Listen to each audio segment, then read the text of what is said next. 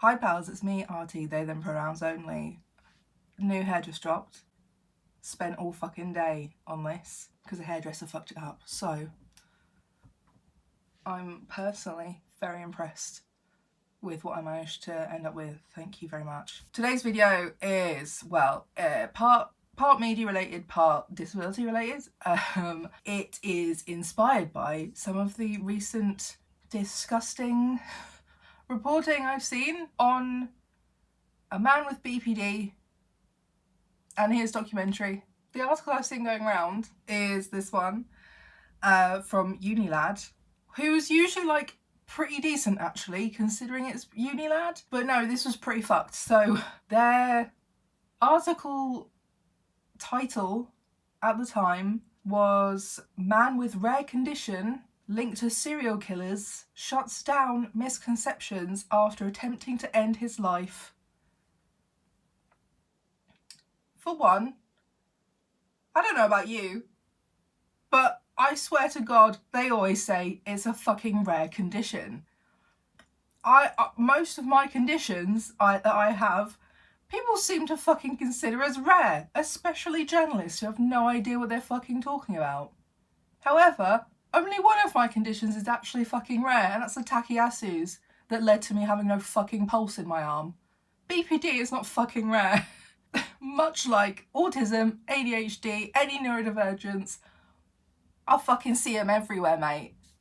Also, ironically, 2 days ago it was updated and now the title says "Man with borderline personality disorder shuts down misconceptions about the illness after attempting to take his own life." I also like to say this article has a typo and says Joe was diagnosed with BPD a decade ago. But yeah, basically, Joe is a British actor, presenter and author. He was diagnosed with borderline personality disorder, BPD, 10 years ago, an illness which is thought to only affect around 2% of the global population, which I would like to call bullshit on. I don't really believe that. The guidelines are that you're not supposed to diagnose anybody under the age of 18. There is a lot of stigma around the BPD label and diagnosis. Most of them are not actually people with BPD's fault.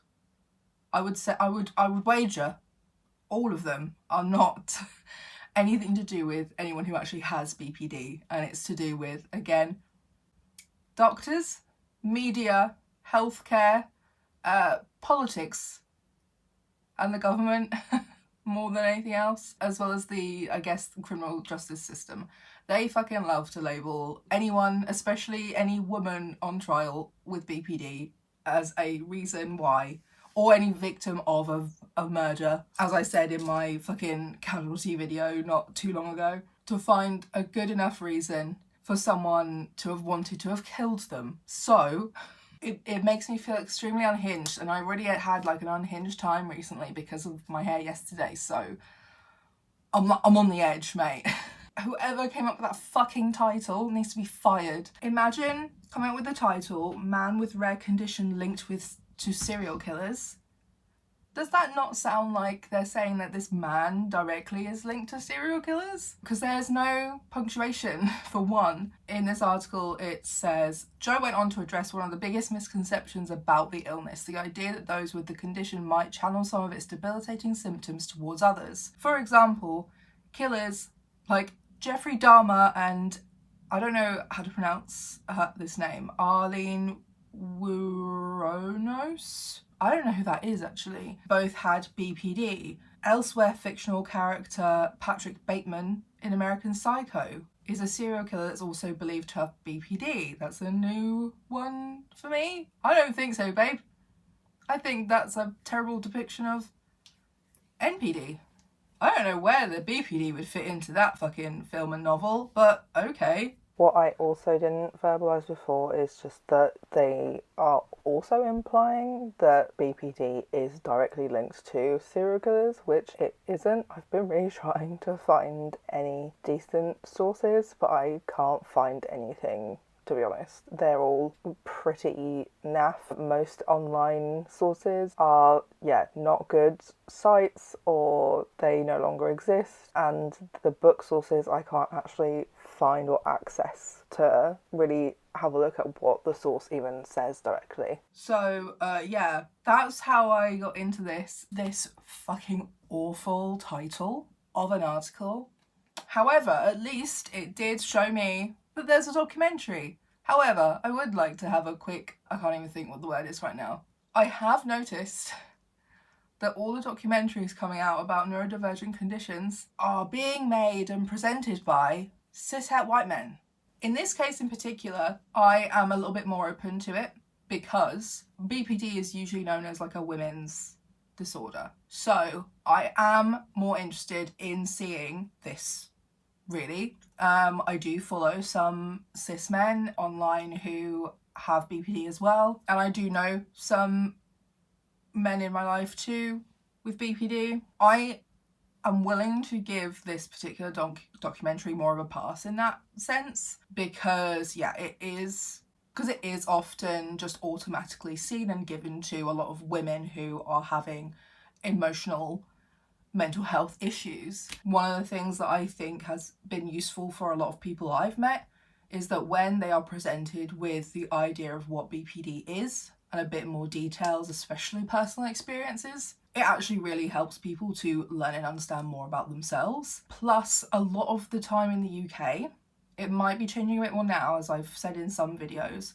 but like a lot of specialist mental health care is not accessible unless you have a diagnosis of BPD. I don't know how common this still is, but a lot of things like STEPS and DBT courses are not available at all unless you have a diagnosis of BPD. Although that has been changing in areas I'm in, as the people running my STEPS course have said that they are trying to move away from the specifics of a diagnosis and focusing more on the symptoms that people are struggling with, mainly emotional dysregulation stuff.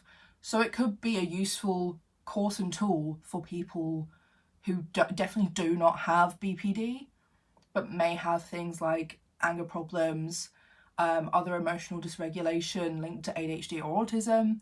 You know, there are other things that it could be useful for. And I am all for that. I don't think we should be gatekeeping treatments because everyone is so different and individual. We don't really know what will work, and just because something has been most recorded as working well, hello CBT, fuck you, does not mean it actually works for a lot of people. There are lots of more suitable therapies for other people that are just not as easy to track the progress of, basically. Plus, I don't think mental health and mental well-being is linear, right? Like, I see it very similarly to how I see my physical health conditions, that I may have times of recovery remission and then I may have flare-ups, you know? And I feel like everything that I have going on is lifelong, and it's just a lifelong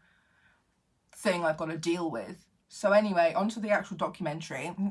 Like I said, I probably wouldn't have known about this documentary without this horrific viral media going on about this terrible title. But basically it's called Me and the Voice in My Head, which I have debates about whether that's the best title to use. In the context of what he talks about in the documentary, yeah, it makes sense. However, I don't necessarily think it's the best title for BPD, because that's not really one of the 9 symptoms that he talks about. You don't just hear people talking to you. It's just the mean part of yourself. You know, it's not like a like DID or schizophrenic conditions where you, like, some people with BPD can experience psychosis where they can hallucinate, auditory hallucinations where people are talking to them, but this is more of like I have had such a terribly programmed self-talk that it feels like I am two separate people in this body. And that's kind of a big part of BPD anyway, is never really feeling like you know who the fuck you are. So yeah, to start with, Joe does use the terminology of borderline personality disorder or BPD. I say that now because so do I. I fucking hate calling it all these other names that they have been coming up with since then. Like, the one that most places use at the moment is EUPD, which is just emotionally unstable personality disorder. I mean, it kind of, at least, says what it is on the tin, but fucking hell, mate. Imagine walking into a room and saying, hello, I have a unstable personality. And then the other version that's mainly been talked about on my course as well is just emotional intensity disorder, which again, I guess is what it says on the tin. But I just can't be asked to call it something else, you know? I just call it BPD, I don't care. I mean, it's like how they keep changing autism. Autism spectrum disorder, autism spectrum condition. They are the same thing. They mean the same thing. It opens very strong. Throughout the documentary, he has sort of like these little skits with himself, which is basically just a visual representation of this negative self-talk kind of voice. I really like that. I think the visualizations of it can be really helpful for people, but also it kind of makes it humorous and helps break the ice in some places, because this is an intense documentary. And the main thing that comes up a lot in this documentary is about him wanting to kill himself. Yeah, before I go really any further, there's a lot of trigger warnings for this. You're probably best to look it up yourself, but from the top of my head, suicide mentions, suicide attempts, discussion, like briefly, like bits and pieces, obviously trauma generally, childhood trauma, family problems, divorced parents, child essay, R wording, not really sure, it wasn't fully explored, which I literally do not blame him. Bullying, substance misuse, that sort of thing. Self-harm. Like I said, if I've missed anything, you're better off looking it up anyway, because it's it's a lot. So yeah, we get that our first sketch is sort of like him with himself talking about wanting to kill himself. He's talking about how he wants to find a way to get rid of this voice he has for good. The voice responds with, well, yeah, you can kill yourself. I honestly just thought that was so fucking funny. I think a lot of people with any mental health problems, but especially things like BPD, your humour gets dark. Your humour gets dark. And I mean like dark as in like death, yourself, like, you know, that sort of shit, not like edgy racism jokes. Self-deprecation and I'm gonna go KMS, thanks, XOXO.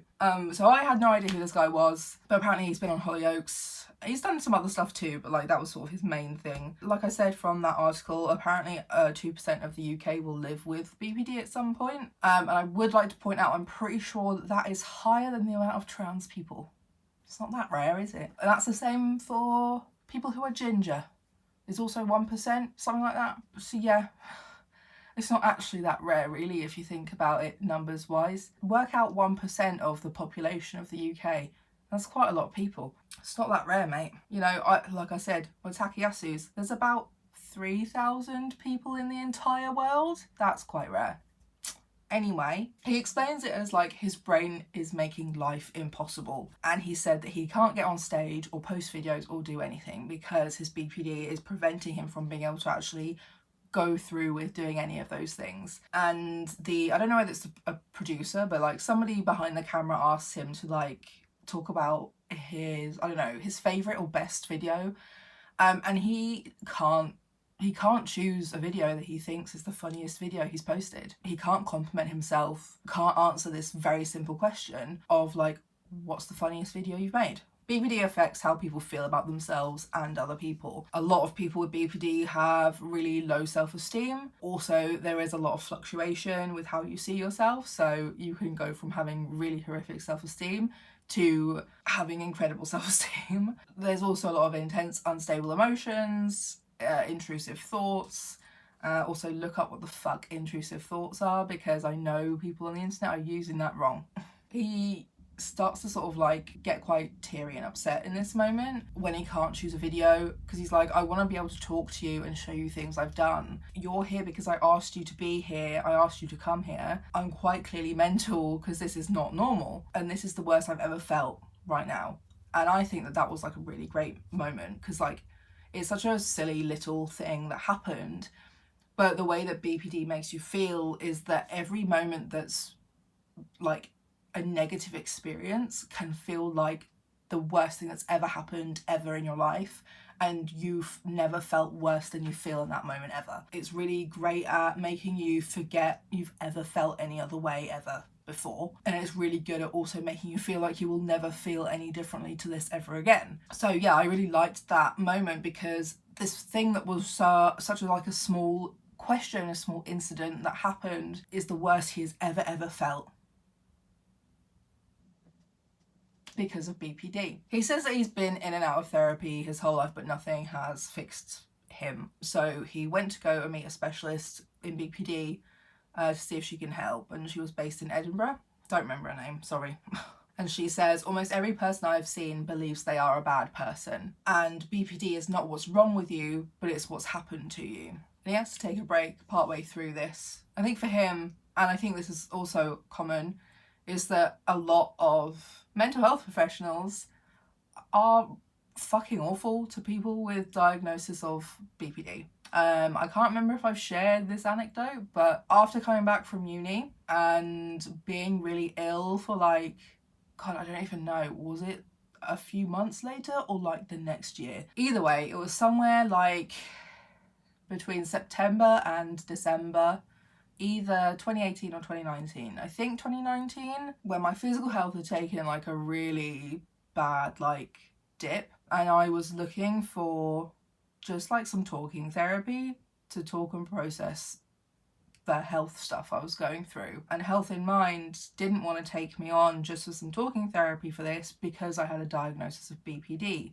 Even though I wasn't looking for support with BPD at that time, I expressly said that I just wanted one-to-one like talking therapy to process this particular stuff that's going on at the moment. It took quite a bit of convincing to get this woman to agree to put in like a full referral for me. I ended up not going because fuck that. But also she said, oh, you know, you've made me change my mind about people with BPD. Like, that's a compliment. You're supposed to be helping mentally ill people, you cunt. If his experiences were anything like that, hearing somebody be so validating and understanding is a lot. It's a lot. Mentally and emotionally. He comes back and she does ask him some questions about his childhood, and he's like, I don't really like looking back at my childhood because I don't remember it properly. Same bitch. And she asks him if he can imagine a brighter future, and he's like, no, I can't imagine seeing a brighter future, but he wants to be able to start seeing and believing that. And yeah, he says therapy is a long-term solution, but you feel like you are a short-term problem because you want to kill yourself. I mean, it's right, it's got a point. It's got a point. It's hard to invest in things when all you can think about is... And he says that the main thing that kept him going all these years is performing. And he was writing a show about BPD, but was unable to perform it because he started having panic attacks every time he tried. And he had to stop all performances. And he gets really upset after watching some of these clips where he's unable to complete a performance because he starts having a panic attack. And he says, the more I talk about how fucked up I am, the less fucked up I feel. And that's what he says, that's why he started writing this show about BPD. He was reaching out for help to create the show, his on-stage show about BPD, not the documentary. His pitch is basically saying that it's a show about mental illness that's uncomfortable. And the theatre does agree to give him another go, which is nice. And he has a small team of people to work with to kind of get through the things that were impacting him previously. Also, something I noticed is that he does kind of look like he could have a tic disorder. It's not mentioned at all at any point. The way he moves sometimes, especially when he's quite distressed, reminds me of quite a lot of friends of mine that I have who have tic disorders. His girlfriend describes him as caring, loving, and the most selfless person she's ever met. The hardest part of being in a relationship with him, she says, is that he thinks that killing himself is an option when Mick is at the forefront, which is basically why the documentary is titled the way it is. He calls this internal voice who is unkind to him and kind of the voice of BPD, Mick. And I think in some ways as well it's quite healthy the way they look at it as well, is that they see his BPD behaviours as not him, it's kind of like a separate entity. It is that balancing act between you're just kind of mentally ill and can't control it, and you also need to take responsibility for some of the things that you're saying and doing. I feel like personally with a lot of BPD experiences, the sicker you are, the harder it is to really see anything clearly. And one of the big parts of BPD is also impulse control. And yeah, you need to be able to get to a point where you can start seeing things for what they really are. But you can't really do that without having some kind of like realization or support. He says, we try to work through things together, and then his girlfriend says, I think we succeed. And he says, is it hard being with me? And then he goes, please don't leave me, which I think is really funny because that's also such a BPD mood. And she says, it's when you don't know when Mick ends, when will he shut the fuck up? And he says, you know, this is why I feel like it's usually better for me to leave or to die.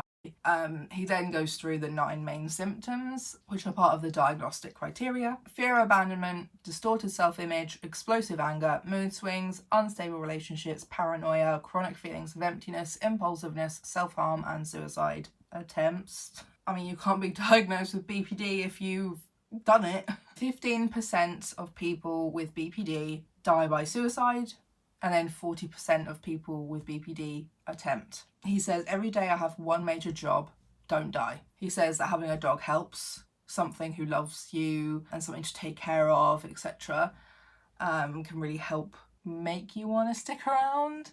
I've heard this quite a lot from a lot of people anyway. He kind of offhandedly mentions how he was an awful son and that he doesn't want to have kids because he thinks he'd be a really bad parent. He said he's had 6 attempts on his life by himself, trying to avoid too much algorithmic chaos. And the producer says, how do we know that you won't end yourself whilst we make this? And he says, I'm making this for a reason. If I stop talking, I might do it, as in I might end myself. Some studies suggest that up to 50% of people with BPD can get better. Understanding your childhood is a good place to start that journey, I guess. I recognise his dad. We've got a Nepo baby here. We've got another Nepo baby. He's a stand-up comedian as well. So his dad says a lot of really sweet things about embracing the weirdness and how brilliant his son is. And then in the next clip, Joe has a lot of road rage, which I think is so funny because that's one of the things that me and the others in my steps group tend to talk about regularly, is just how much we hate driving because people are so fucking bad at driving that it makes us so angry. So that was, yeah. He then visits his mum, and I think the producer asked, did you have a happy childhood? And he says, no, I feel like I grew up in one long row. His parents didn't get on and got divorced at some point. His mum says the family had some laughs, but she can't really answer if the family was happy. Apparently, as he was a child, he used to mimic his dad doing stand-up a lot, alone in his room all the time. And then actually watching some of these old videos of him as a kid, he realised he wasn't as shit as he thought he was at the time. And his mum says, no, he wasn't shit and he still isn't shit, which I think was really sweet. But he spent the majority of his childhood alone, which I kind of wonder if maybe that's a pattern we might see in people with BPD, that even if they have like full families of people or like technically have friends, do they spend a lot of time alone? I mean, I definitely think that's the autism for me quite a lot. I did spend a lot of time alone, but I don't know, I never thought of that as like maybe being a sign of possibility to develop something like BPD, is spending a lot of time alone. Joe started doing drugs when he was 16. He moved out of home to go and live near where he was going to college, I guess, which is quite unusual. That's really not a thing people really do in the UK, unless it's for like very specialised courses for like certain circumstances, I guess. But otherwise, you either stay at the same school for like a sixth form, or you go to somewhere kind of local because you're like 16. But yeah, so he wasn't living at home anymore. He was living by himself, and he started doing loads of drugs around the age of 16. Also very common, BPDers are often have substance issues. And he says that he started doing drugs because he didn't have any social skills because he spent so much time alone as a child. And I think that's why I used to smoke cigarettes and get drunk. He says the drugs helped with that. He says as well, then he started drinking. The producer asked if they were a cause or a symptom of the BPD. And Joe says he thinks both, but I definitely disagree. I don't think alcohol and drugs would cause BPD themselves. Definitely a symptom though. A lot of people I know have some kind of substance issue. Most people I know or have known definitely have been like smokers, for example. Yeah, for him, he says it's both a cause and a symptom. I personally don't agree. Obviously, drugs can get you into traumatic situations, which I, can understand that could cause BPD, but I don't think necessarily drugs themselves would cause BPD. The mum gets upset as she recalls like a close call he had when he was living away from home. Actually, no, he was at home because she comes back, I think. He was self-harming and putting cigarettes out on his arm, and he'd cut himself really badly and was bleeding quite a lot. She was initially on the phone. I think she was just away somewhere. Eventually, I think he went to the hospital or something and he was all fine, but when she returned home, he'd left the towel that he'd used to try and stop the bleeding on the side. She remembers seeing the kitchen towel. Then she says to him, "You are stronger than Mick and you are not a bad person." And this was my own note where I was like, personally, I'm a yapper. When I get talking about traumatic shit that's happened in my life, it just kind of all rolls out of my mouth like it's literally nothing. I often have to cut things out of my videos because I'm like, oh, probably shouldn't say that online. That's a little bit too TMI. That's a little bit too personal. So let's remove that one. That's why I'm not a live streamer. I have no filter in the moment of speaking, and I need to come back and watch it to decide, That's why I prefer having arguments in a written format. I need to come back to read through what I've written before I send it. But yeah, it just comes out of my mouth. I'm like, well, there we go. Very personal things now. Hi. And it usually comes out funny because I don't know how to talk about trauma much of the time without making it a little bit funny. Give us a little ha-ha. My steps group would also agree with that. I personally do not understand his problem of yapping about his BPD trauma on stage. I just can't shut the fuck up. It comes out as well in the documentary that him and his girlfriend do couples therapy. Joe has got body issues as well. He showers in the dark, and if he's not having an issue with his body, he's having an issue with his face. Fucking relate. Me too, babe. And the impact the BPD has on his loved ones is awful. The things he says to people, or the things he has done in public, have been pretty fucked at times. There are some things he does say in the documentary. Some of them I'm like, oh, relatable. Some of them I'm like, oh.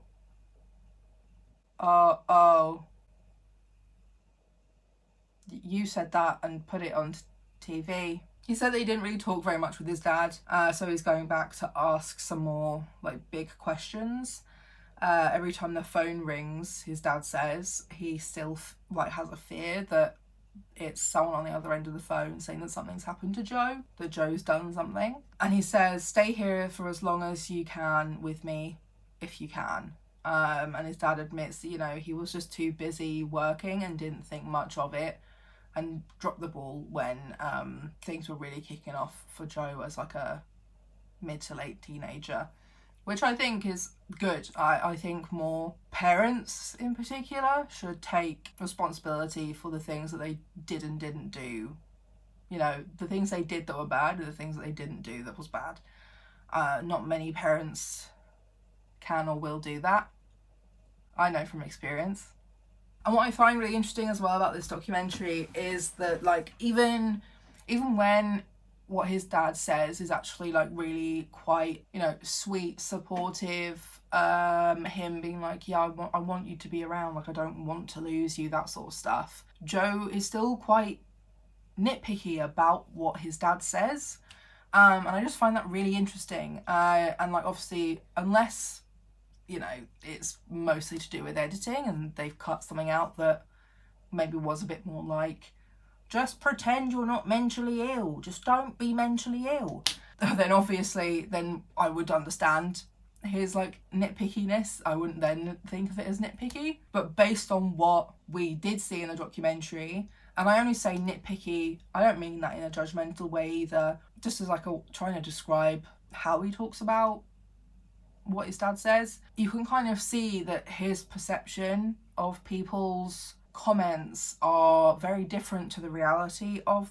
what those people might have actually meant. I've definitely done this. I see a lot of people around me doing this, and I still do this occasionally. I try not to, but, like, I've got to a point where I understand that not everyone means what I think they mean, and just because it didn't come out in the way that I would have preferred it the most doesn't mean that they are a bad person causing harm. And, like, yeah, in this instance on the show, like, when his dad says stay here for as long as you can, if you can, with me, to me it was like he says, you know, I really want you to stay alive because I love you and I want you in my life. And the if you can is like but I acknowledge that you are not well and you fight this battle every day. So, you know, to me,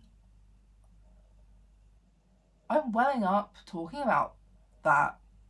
Wasn't expecting that, but, like, you know, to me, I think that's a really nice sentiment without having to, like, super bluntly say, like, I want you to stay around in my life, so please don't yourself. Thanks, son, because I love you. It was sort of more of a gentle way of saying it. However, he perceived that as his dad saying, hey, just don't be mentally ill. Which is, yeah, just not what I got from either of the conversations we've seen him have with his dad so far in this documentary. Zero criticism to him. Like I said, this is a really, really common experience when you have BPD. And he's clearly still in the trenches. He is still in the trenches with his BPD, even though it's been 10 years. He has become so obsessed with prepping for his show that it almost feels like self-harm. And he says things like, you know, this is life or death now.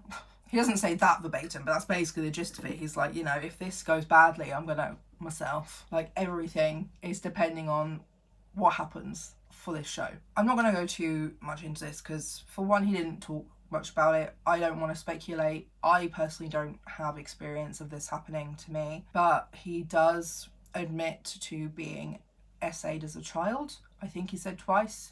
And that he has never spoken about it, and that is the first time he ever told anyone about it was in this fucking documentary. And yeah, like, there was a point in this show that he was saying that, you know, the specialist says that starting with your childhood, starting with your parents and stuff is usually the best port of call.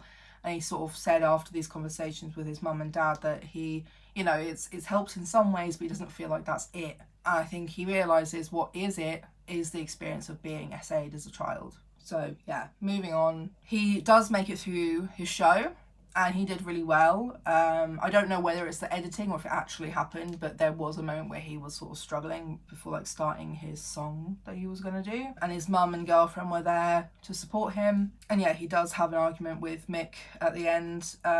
He says that Mick's really pissed off that it went well and he got through it. And he says at the very end of the documentary, he feels like he can deal with Mick better now. And it did say in the notes, in the credits, I think, you know, the end sort of screens, that he was supported by a professional psychologist throughout the making of this documentary, which I am pleased about, and I'm glad that that was the case. I saw him, I think it was in his sketch anyway, but he basically explained that he argues with Mick more now, rather than just sitting and taking it and trying to pretend it's not there. He addresses that voice and like has an argument. I thought it was really funny, and that was relatable to me, because especially at the beginning of my own journey of being diagnosed and having to kind of like support myself, because I was very briefly in like a just support group for BPDers before I had to come back home from uni. And then after that, for one, didn't realise my BPD diagnosis just wasn't in any of my files. Super helpful. But also there just really isn't much support where I live. And like I said, the support there has been, requires a diagnosis. And seeing as it wasn't on my files, nobody fucking knew, but nobody told me it wasn't on my files until mid last year. I can't remember what my point was.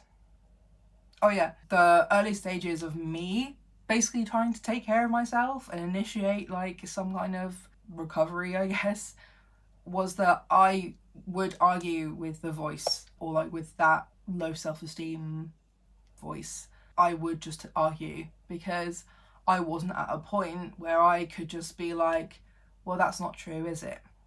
Or like, don't be silly, or, you know, doing those like inner child things of like, well, that's just me, that's just how I feel because that happened, and like, you know, that is completely valid, blah blah blah. You know, I couldn't do the soft therapy stuff that everyone talks about online, you know, that's very like fashionable for everybody to be doing. I couldn't do that because the voice, like he has, that side of my brain that just really hated me was so fucking loud and so fucking mean to me and so all-encompassing, and I'd been leading the way for so many years. The only way to hear your own voice is by being loud.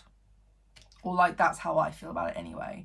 So it was just nice to kind of see somebody else also have that kind of experience too of BPD, because even in steps they're still like, affirmations, kind statements, soft things. And I'm like, that's fine and dandy for some people, but like, it doesn't work for everyone, especially if you're really fucked.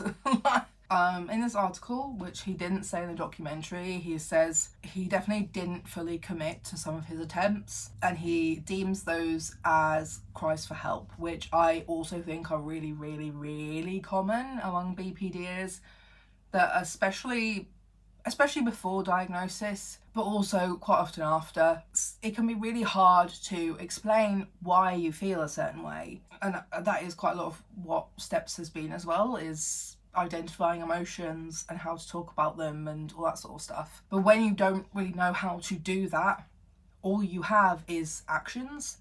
And even if you know you don't want to die, you know the action of attempting will get some kind of response. And it's not that you don't need help, but it is that you require help of some kind. He also says that getting his diagnosis was a good thing for him. It was a good day. And he explains that the reason why it was good was because it gave him a reason for the way that he was, and the way he was feeling. And that's also how I feel about the diagnosis too. He says, I feel like the worst person has ever existed. So for somebody to say, like, you're this thing and this is it, that was great.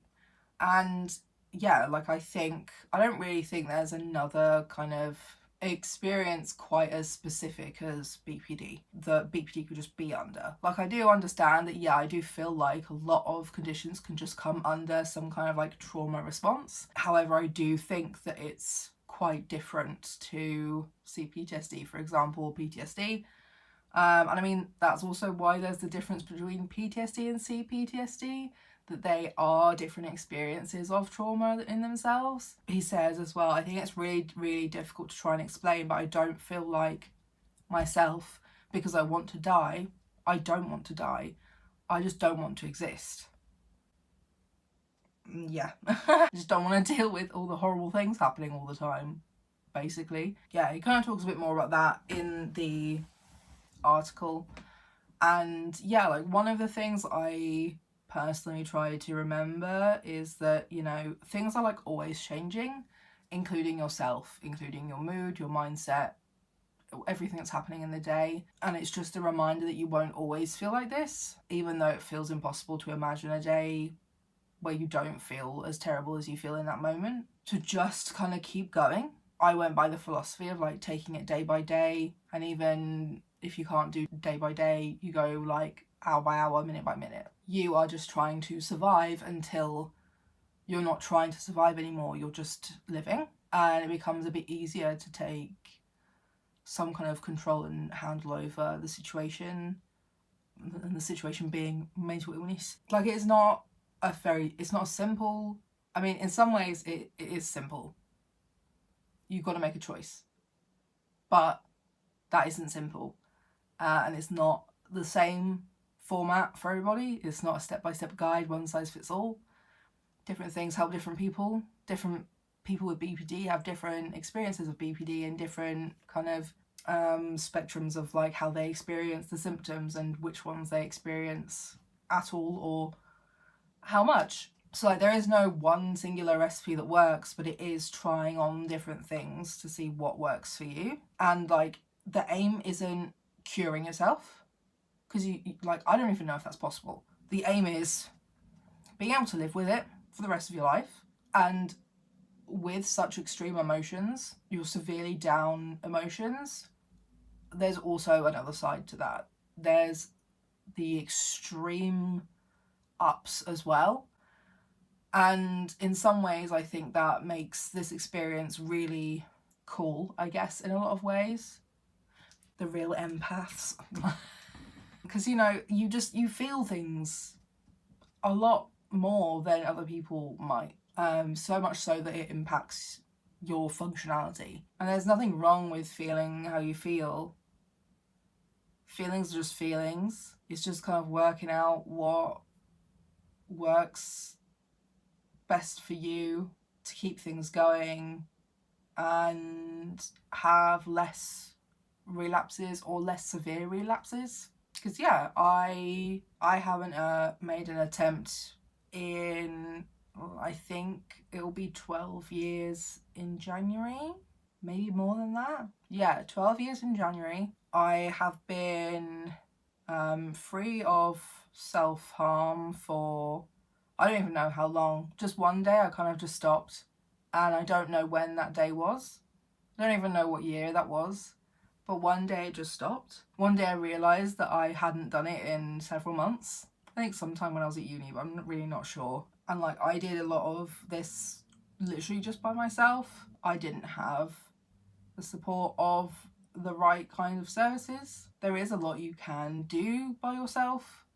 You don't necessarily need a course or a therapist, but it does help to have professionals there to support you through, especially if you're still in a really bad point. But those are privileges. With a lot of BPD support on the NHS, it's very much based on your location, what's available and how easily available it is. And then obviously, to pay for a private therapist is its own privilege of financial ability, but also the time to do it. But yeah, I think this was like a decent documentary. I think it was definitely more of a personal journey for him.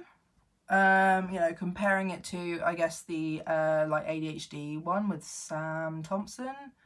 That one was a little bit more all-round educational, whereas this I feel like was a little bit more of a personal documentary with some educational points around it. Because yeah, we didn't really get much of a conversation about stigma as well. I would have definitely liked a lot more conversation about the stigma.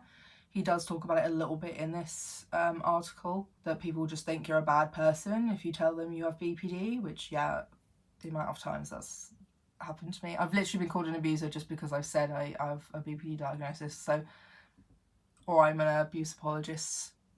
So yeah, I would have liked a bit more conversation about stigma in different settings, media, social, and medical. Would have liked maybe some other people involved, like, even though Sam only included like, I think 4 other people very briefly who were also diagnosed with ADHD later, there was at least a brief moment of some of that. So I would have liked maybe some more of, like, yeah, him including other people with BPD, particularly more marginalised people than himself. And yeah, we did get some statistics, but again, I think I would have liked maybe just a bit more, really. I think there's nothing wrong with it being a personal based documentary. It did seem quite short for a documentary. Yeah, I think in some ways, I think I would have liked him doing more interviewing with other people, because it was mostly other people interviewing him, really. Would have been maybe interesting for him to sit in on a STEPS course or BPD support group, you know, like just some more looking into what's like out there and available, more talking about what options there are if you think you have BPD or you have BPD and want support. Because the only conversation that really was had was therapy, which I do agree with. I do think talking therapies are probably one of the best therapies to just have, because you need somewhere to process some of the weird shit that happens in your brain and those emotions you've had and reflect on that stuff. But there are other things that people can access that I think are worth talking about, basically. So yeah, I just would have liked a bit more of those things overall. But yeah, otherwise I don't think it's a bad documentary. Again, I think it's quite a useful piece of media to be like, hey, this is kind of how I feel. This is what the experience is for me, is that I really struggle with these things and blah, blah, blah. And it can be a good talking point with people you know. But yeah, it is just very personal and not super generally educational of BPD. And yeah, I just can't, I mean, I can. I was going to say I can't believe what the media managed to do, but people are really unkind to people with like personality disorder diagnoses generally, because what most people know of is just from shitty TV, like shitty media on TV and film that is sensationalized and inaccurate and very harmful and damaging to a lot of people and their well-being. I was going to say, let me know your thoughts, but I don't think I want to know. So I will see you in my video next week. Don't forget to like, subscribe, comment something, as long as you're not an asshole. Share my videos, and yeah, I will see you next week. Bye.